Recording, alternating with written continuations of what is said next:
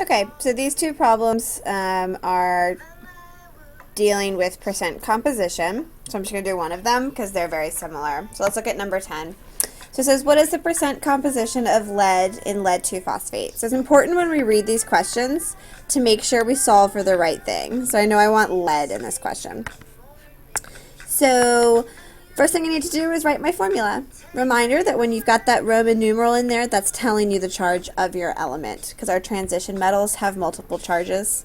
So I have lead with a positive 2 charge, and we've got phosphite, which is PO3 minus 3. Remember, our ites have one less oxygen.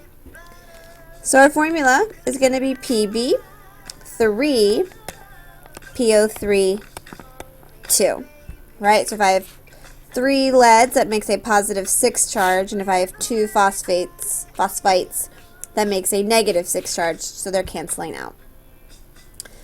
So for percent composition, and in any percent, we're talking about part over whole. So here we're looking at the fact that we have 3 leads in our lead phosphite.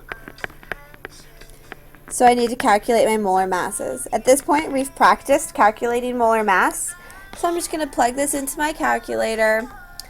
And remember, when I take my atomic mass off the periodic table, I only want to use 4 significant figures. So lead is 207.2. And since we have 3 of them, it's going to be 621.6. So then we're going to add that to all our phosphites, which is going to give me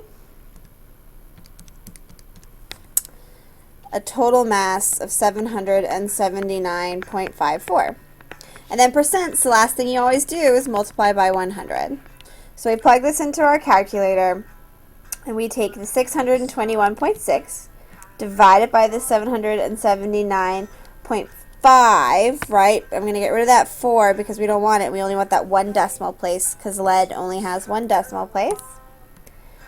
Multiply by that 100, and that's going to give us